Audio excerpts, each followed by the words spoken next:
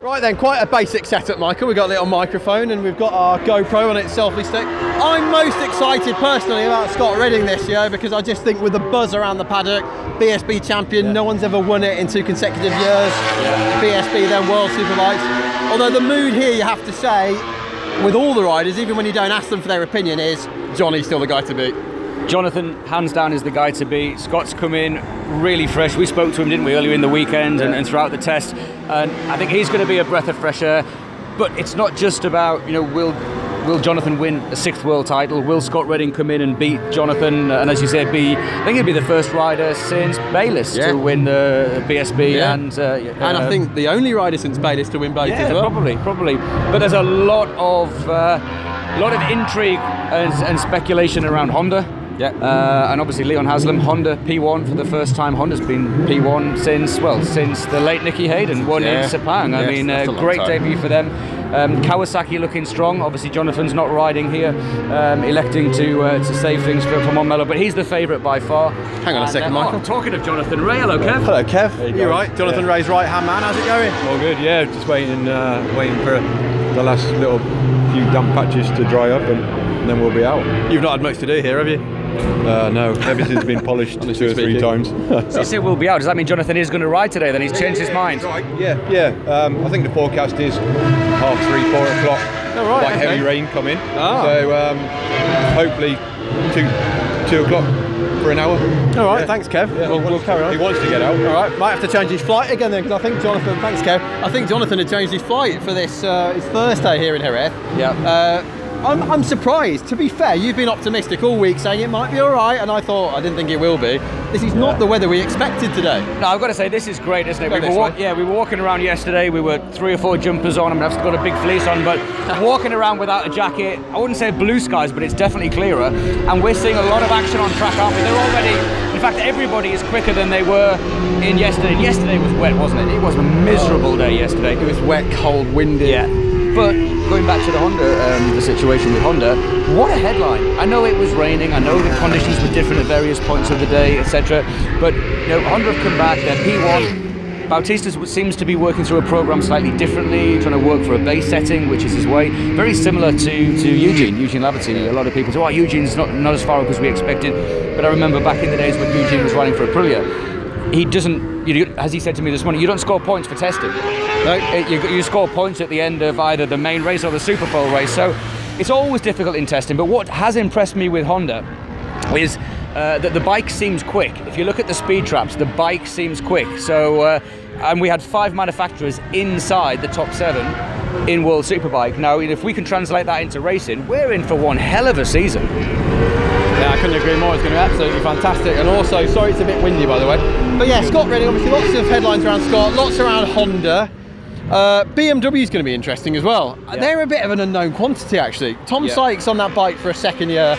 Are they the dark horses, or is Toprak Razgatlioglu the dark horse? What do you reckon? No, I think BMW will spring some surprises. That's a strong team. That is a really strong team. We all know what a great development rider Eugene is, but what a great development rider Tom is. Let's not forget, he was the rider that transformed Kawasaki's fortune. So be under no illusion that if anybody can develop a bike, Tom Sykes can. So you've got two arguably of the best development riders.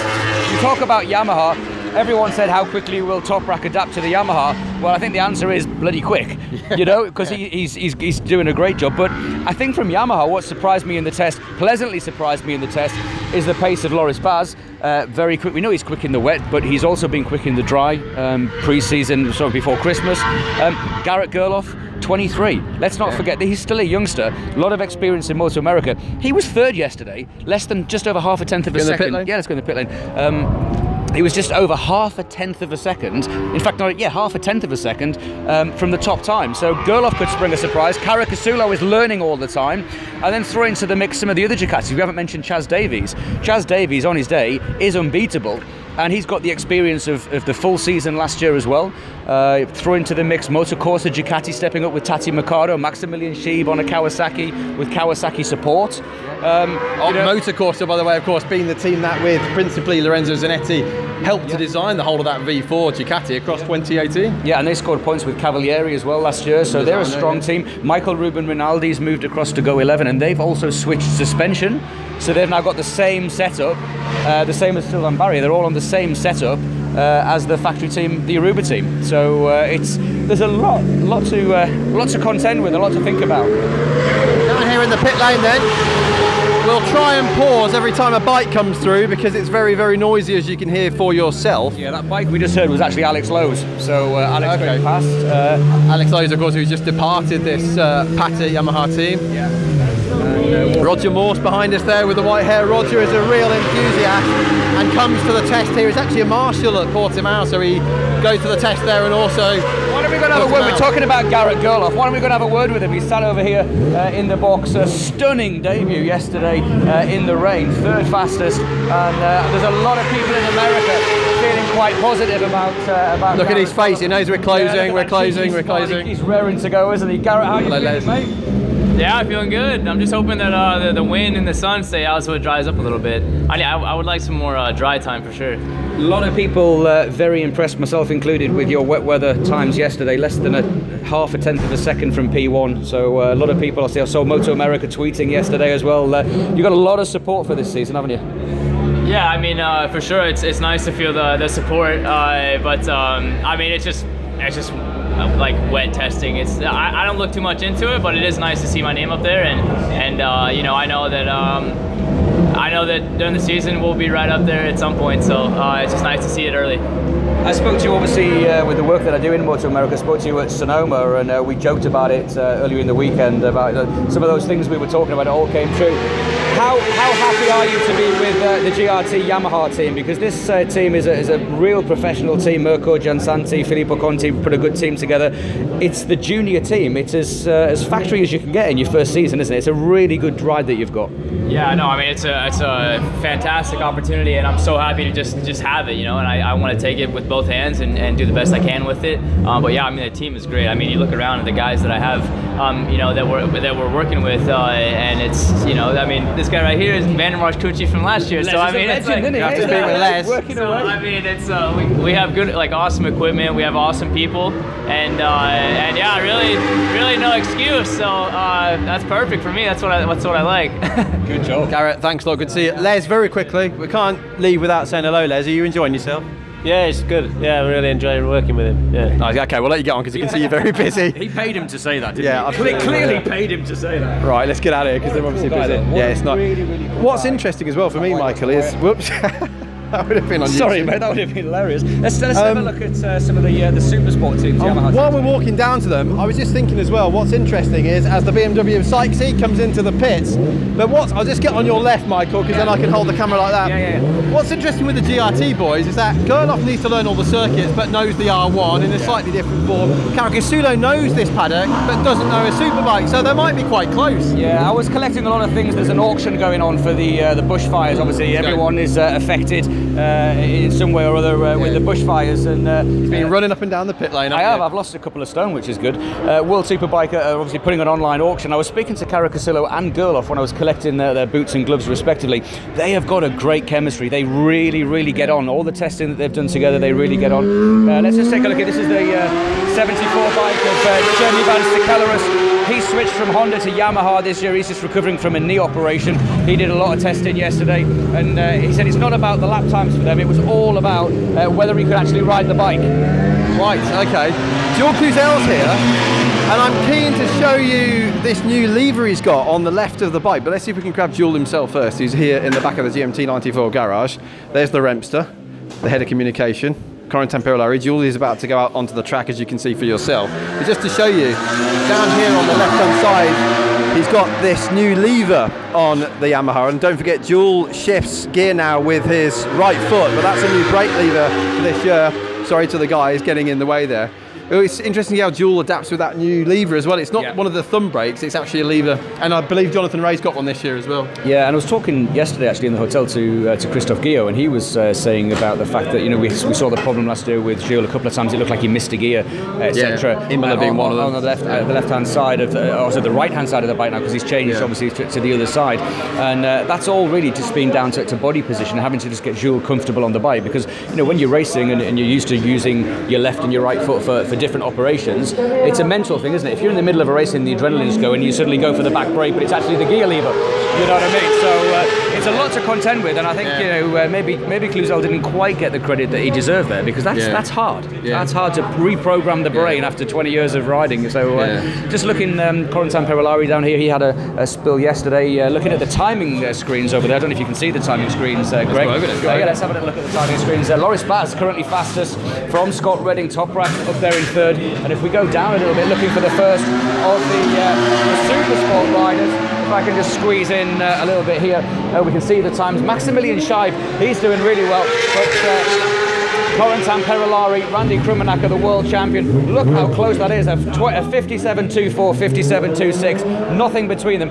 Corentin Perolari will be one to watch this year. Yeah, I agree, he's great to watch, and here's another man who's great to watch, Christophe. We were chatting with you in the bar last night. Sorry to surprise you with this. Now, you guys, of course, have a plenty of experience in the world of endurance racing, but could there be a World Supersport title this year, do you think? Of course, now the target is to be world champion in Supersport, after 3 titles in endurance, and we enjoy this category a lot, and we enjoy sprint races, and to go from endurance to sprint is for me a very exciting challenge for all youth behind us in France, and for many projects we are driving for youth. Thanks very much, Christophe. Sorry to disturb you, Michael. Let's get out of the way, shall we? I was going to grab the riders, but they're obviously very busy at the moment. So debrief. I was just listening actually to what Remy Guillot was saying there. They're talking about rear suspension. Of course, we haven't had many wet races, have we? So the likes of Corentin Perolari, just 21, 22 years of age. The wet testing yesterday, a lot of people were saying, well, why are these guys going out? But hang on, we could have wet races. The calendar's different this year. That's something else we haven't mentioned. Jerez, just let these bikes go past. Yeah, Alvaro Bautista just going past. Bautista currently 5th fastest in this session, as we saw. That's a big step forward for Alvaro. Over to the pit wall, actually. Yeah, let's do that. But what else is it? The calendar's different this year, which means we will be coming to Jerez in March. It could be cold, it could be damp. The dynamic of the championship could change just by the different dates that the races are on. Right, well, we'll show our fate. Well, no, we won't. No, because there is a bike coming. I was waiting for a bike. Let's listen, let's listen.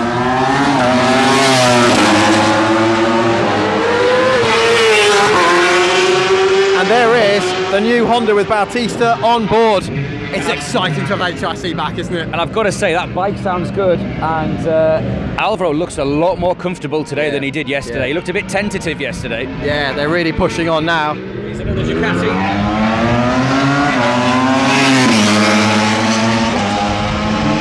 Yeah, that was Leandro Mercado on the Motorcorsa bike, and another bike coming through. And that is Jules Cluzel starting a flying lap. And that was Michael Ruben Rinaldi on the Go 11 Ducati. Oh, one more. Was that Gerloff or Caracasulo? Caracasulo. Okay, right, let's carry on, shall we? See what else is going on. Right, Michael, you go first. I'll let you go on the right, because then I can hold the camera on there. Sorry, it's all a bit basic, this, isn't it? You're such a gentleman, aren't you, as we walk along here? Absolutely.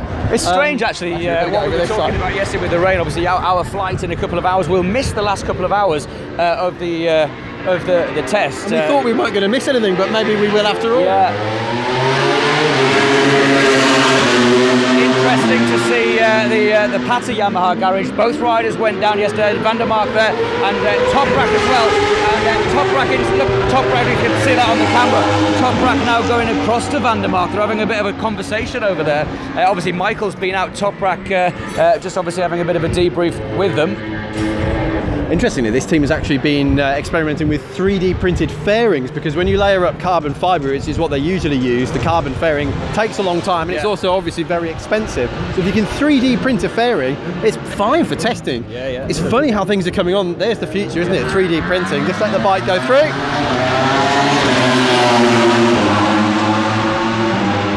out as well. I don't know if you can see the pit board here, Aprilia. Oh, there's the Honda, Michael, there's the Honda. So you're going to have a quick look, let's run. There, the Aprilia. We will have an Aprilia on the grid in several races this year. Christophe Ponson will be on. And looks as though this is Chaz Davies' bike being fired up. In the distance, how Honda just closed the garage door down and disappear. They're very secretive. There's Mr. Redding. Should we try and grab him? Can talk. Let's go in. Right. Great to have him in the paddock. Yeah, he's such a good guy. Such a good guy.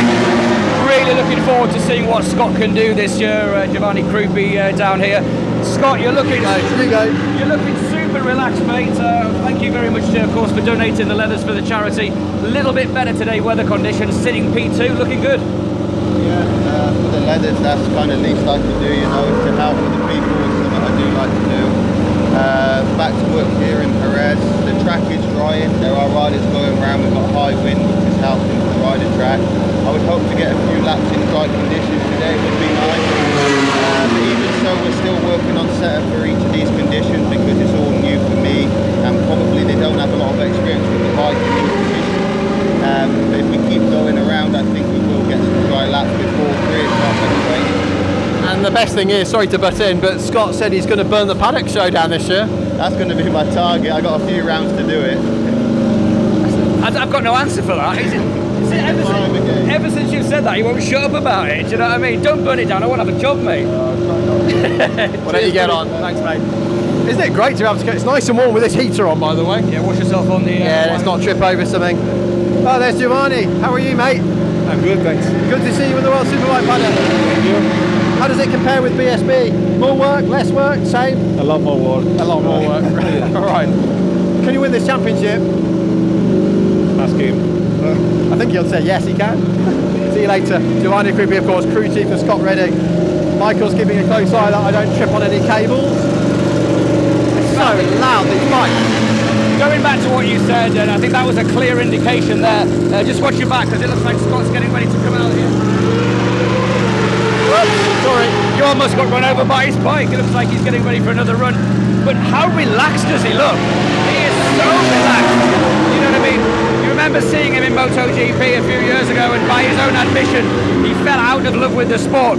That is a guy who is clearly back in love with riding a motorcycle, and he just wants to win. And he said, didn't he, early in the weekend, importantly for him, he wants to win, not just for himself, but for Ducati, for believing in him. And that is such a good thing. There is the BMW team. Tom Sykes currently on track. A lot of work going on the Eugene Laverty side of things. Has Laverty been down? Because that looks like it's a bit scuffed. Yes, there is a bit of gravel actually. Look at the bike on the right hand side. Is that a bit of gravel I see on the mat there? Yeah, it looks like Laverty's had a spill. Well, I wouldn't be surprised because we had a number of incidents here yesterday. Two bikes, Toprak's bike and Perolari's Supersport bike, ended up bouncing over air fences and landing on the service road. Luckily nobody was hurt, but Jonathan Ray was saying this track is actually, as Alex Lowe's goes out on the Kawasaki, or comes in rather, sorry, on the Kawasaki, his HRC. Do I dare to show? This is the Stefan Bradl bike actually, this is the MotoGP bike.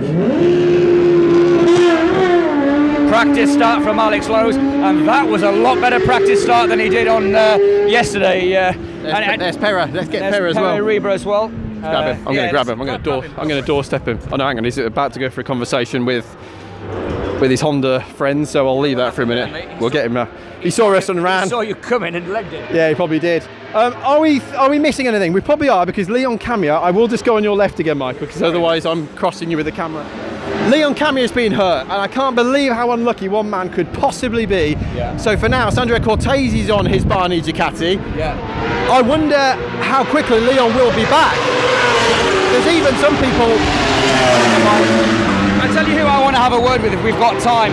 The number 77 this year will be Maximilian Schieb, and what a cool guy he is. Just become a father.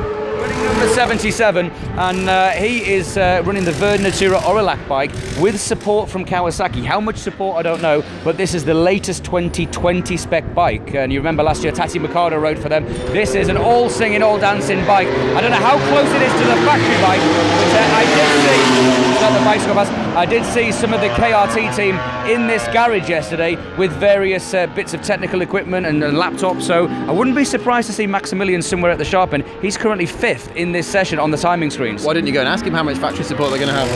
Yeah, let's go and ask him. Why Get not? in there. Let's go and ask him. Just about Leon Camille while we're walking in, there's some rumours that Cortese could even race in Australia, but we'll see. But anyway, Sheed. Yeah, I want to be a bit delicate because you can see he is in a debrief. He's just come in here, so we maybe just need to be a little bit careful. And he's talking there, the hand gestures, he's talking about suspension. I think just want to err on the side of caution. If this was a race weekend, I'd be straight in there, but I just think, you know, it is testing, so I think we should just let them, is that Jonathan on the pit wall? It is Jonathan on the pit wall. Jonathan on the pit wall. Absolutely we will. We're just careful we don't get run over, because there is a bike on its way down the pit lane, and that would be rather embarrassing, but probably get a lot of views. It's Alex Lewis coming back in. Here he is. Here's the man. Hello, mate. Jonathan, just got to say thank you very much, firstly, for answering that getting to know question. It's the most entertaining answers I've had. You wanted him to type it all out for you. Absolutely, absolutely. But you know what he did? He sent it through, and the answer I think that is brilliant is, what would you be if you weren't racing motorcycles? We've got people saying fishermen, doctors, whatever. What would Jonathan Ray be? Unhappy. Come on, you go. I need bikes in my life. You know? Since I've been, what, 3 years old, I was riding bikes, so I'd be severely unhappy if I wasn't riding bikes. So obviously everyone's saying Johnny's the favourite again this year, but you're used to that now every year, aren't you? Really? Yeah, I guess so. I mean, after what's happened the last few years, but nobody's like...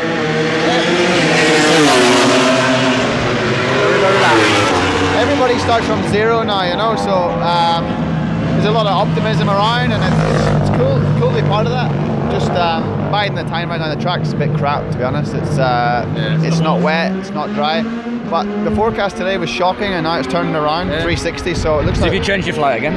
Yeah, I actually, honestly, right, I booked a flight at 5 o'clock from Malaga, but I'm going to take my original flight tomorrow. I think we'll get a couple of hours dry track time in the afternoon.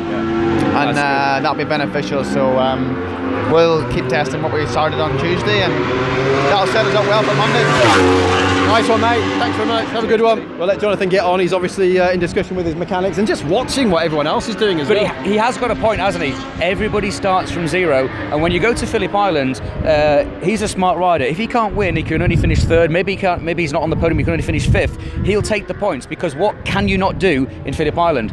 Win the championship. What can you do in Phillip Island? Lose the championship. Oh, in unison we said that.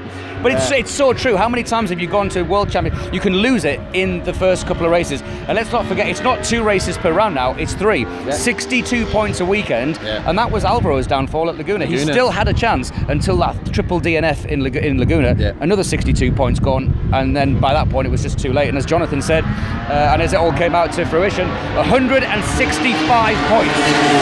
Jonathan won the championship by, and he was 80 odd points behind. I mean, incredible season last year for Jonathan. Jonathan scored points for the first time ever last year. It's a target he wanted, and he revealed it all, of course, at the end in every single race. Even when he crashed at Misano, he still rolled the bike over the top of him and finished, what, 5th, I think it was? 5th, yeah, 5th in Misano.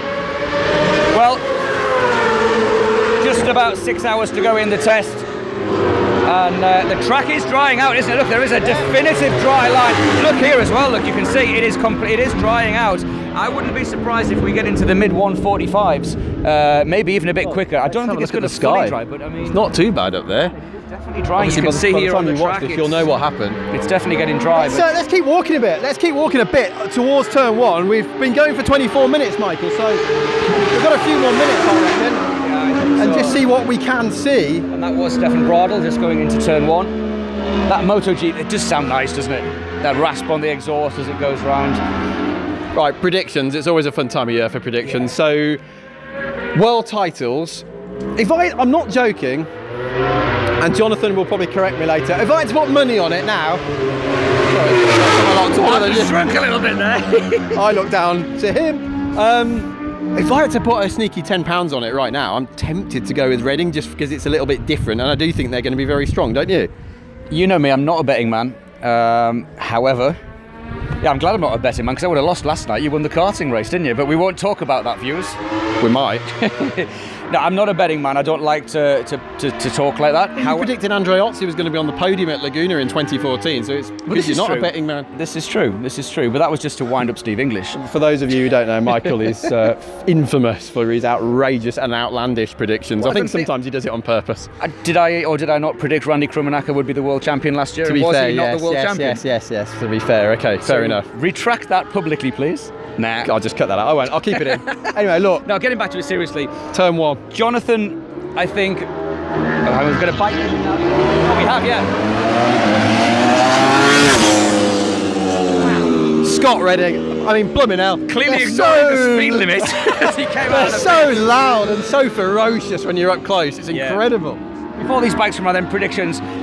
Jonathan will start favourite. Can Redding be a... Let's walk faster. Let's walk faster, see if we can get up to turn 1. Can Redding be a title contender? Absolutely. Will Lowe's be in the mix? Yes. Can BMW win races? Yes. Can Honda win races? I think all 5 manufacturers can win races. So how many potential riders could win? You've got Ray and Lowe's, that's 2. 10 at least. Yeah, the 2 Ducatis, the 2 Yamahas, Patty Yamahas. Anyone on a factory team can win. What about Loris Baz? We haven't spoken much about there's 11 riders that could possibly win a race. You know, depending on the weather, you know, I know this is probably going to be one of my outlandish ones. Look how quick Gerloff was in the wet. You only need a couple of wet races and you can spring a surprise. You know, Tati could be on the podium. You know, if you look through the field, you know, Rinaldi's been 4th and 6th in a couple of races. Now they've got the same kit as the factory team. Yeah. You know, it's... I honestly believe you're going to have, well, 12, 13 riders could be on the podium, and realistically, based on the factory teams, you would have to say anybody on a factory bike, under the right circumstances, could win a race. Now, whether they could go on and win and be consistent to win a championship, Jonathan is Mr. Consistent. I think you could have 12 guys on the podium, 10 race winners, and 6 genuine title contenders. And my money, if I had to, who do I think would be the biggest threat to Jonathan? It would be Toprak or Scott Redding. They would be the 2 that I think. But I wouldn't count out Chaz Davies. I wouldn't count out Michael van der Mark. I wouldn't count out the Hondas, either of them. Haslam, he's been runner-up in the championship before, same as Bautista. Another bike coming out. Who's this? And that was Leon Haslam. On the Honda. There he goes. Have a listen. Sorry, it's a bit windy up here. And I'm going to put my jacket on. I think it's getting a bit breezy, isn't it? And there is Scott. So, we watched Scott Redding into turn 1. A little bit wide. Let's just watch a few more and then we'll sign off. That's Perolari on the GMT 94 Supersport bike. A lot of people went down here. Just follow a few more through. Including Perolari, destroyed the air fence, didn't he, yesterday? Yeah, 1 of 2, of course, who, as we said, went over the top of the barrier yesterday, the bike at least.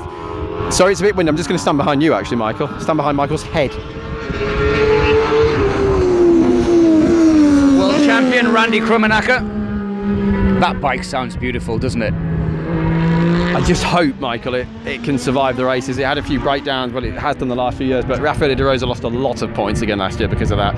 But there we go. That's our sort of feeling, isn't it, for the 2020 season, a new decade of World Superbikes. It all starts in late February and the 1st of March, isn't it? The Sunday in Australia. It does, and talking about feelings, just turn your camera to the sky in front of us. I've got a feeling it's going to rain before the end of the final day of testing here in Jerez, but whatever happens, it is going to be a cracking season when it all kicks off down under. Certainly is. Michael will be on the Paddock Show stage. We'll be live, of course, on Eurosport. M Hill official for tweets, GregHainesTV, and we've got more testing coming up, of course, Portimao, and then also a day in Barcelona for Kawasaki. So probably by the time you see this, that will have all concluded. So just to conclude, who is your money on?